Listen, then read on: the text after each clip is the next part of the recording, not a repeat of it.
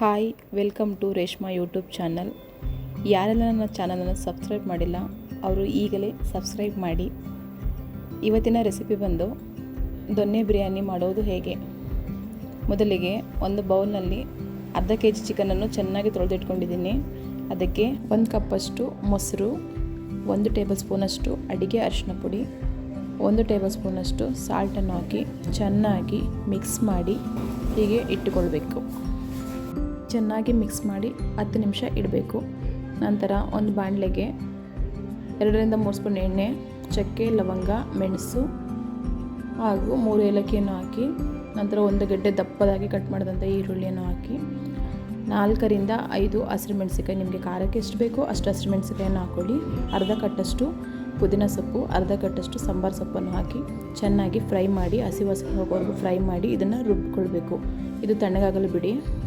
ನಂತರ ಒಂದು ಕುಕ್ಕರ್ಗೆ 1 ಸ್ಪೂನಷ್ಟು ತುಪ್ಪ, 5ರಿಂದ 6 ಸ್ಪೂನಷ್ಟು ಎಣ್ಣೆ ಹಾಕಿ, ನಂತರ ಪಲಾವ್ ಎಲೆ, ಅನಾನಸು, ಚಕ್ಕೆ, ಲವಂಗ, ಏಲಕ್ಕಿಯನ್ನು ಹಾಕಿ 2ರಿಂದ 3 ಸಣ್ಣದಾಗಿ ಕಟ್ ಮಾಡಿದಂಥ ಈರುಳ್ಳಿಯನ್ನು ಹಾಕಿ ಚೆನ್ನಾಗಿ ಹಸಿ ವಾಸನೆ ಹೋಗೋವರೆಗೂ ಫ್ರೈ ಮಾಡಿಕೊಳ್ಬೇಕು.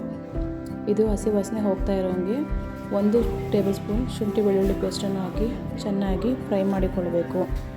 ಇದಕ್ಕೆ ಮೊದಲೇ ಮ್ಯಾಗ್ನೇಟ್ ಮಾಡಿದಂಥ ಚಿಕನನ್ನು ಹಾಕಿ ಚೆನ್ನಾಗಿ ಫ್ರೈ ಮಾಡಿಕೊಳ್ಳಿ. ಇದು ಹಸಿ ವಾಸನೆ ಹೋಗಿ ನೀರು ಬಿಡಬೇಕು. ನಂತರ ರುಬ್ಬಿದ ಮಿಶ್ರಣವನ್ನು ಮಿಕ್ಸ್ ಮಾಡಿ ಚೆನ್ನಾಗಿ ಫ್ರೈ ಮಾಡಿಕೊಂಡು ಇದನ್ನು ಚೆನ್ನಾಗಿ ಮಿಕ್ಸ್ ಮಾಡಬೇಕು. ಒಳ್ಳೆ ಘಮ ಬರ್ತಾ ಇದೆ. ಈಗ ಇದಕ್ಕೆ ರುಚಿಗೆ ತಕ್ಕಷ್ಟು ಉಪ್ಪನ್ನು ಹಾಕಿ ಸ್ವಲ್ಪ ಎಣ್ಣೆ ಬಿಡೋವರೆಗೂ ಫ್ರೈ ಮಾಡಿದ ಮೇಲೆ ನಾನಿಲ್ಲಿ 1 ಲೋಟ ಅಕ್ಕಿಗೆ 2 ಲೋಟ ನೀರನ್ನು ಹಾಕಿದ್ದೀನಿ. ಇದು ಕುದಿ ಬರ್ತಿದ್ದಾಗ ಅರ್ಧ ಹೋಳಷ್ಟು ನಿಂಬೆಹಣ್ಣನ್ನು ರಸವನ್ನು ಹಾಕಿ ಇದಕ್ಕೆ 1 ಕಪ್ಪಷ್ಟು ತೊಳೆದಿರೋ ಅಕ್ಕಿಯನ್ನು ಹಾಕಿ ಮಿಕ್ಸ್ ಮಾಡ್ತಾಯಿದ್ದೀನಿ. ಇದು 1 ವಿಷಲ್ ಬರ್ಸಿದ ಮೇಲೆ ವಾವ್, ಸೂಪರ್ ಟೇಸ್ಟಿಯಾದಂಥ ದೊನ್ನೆ ಬಿರಿಯಾನಿ ರೆಡಿ. ನಮ್ಮ ಮಕ್ಕಳು, ಗಂಡ ಎಲ್ಲ ತುಂಬ ಖುಷಿಯಾಗಿ ತುಂಬ ಇಷ್ಟಪಟ್ಕೊಂಡು ತಿಂದರು ಫ್ರೆಂಡ್ಸ್.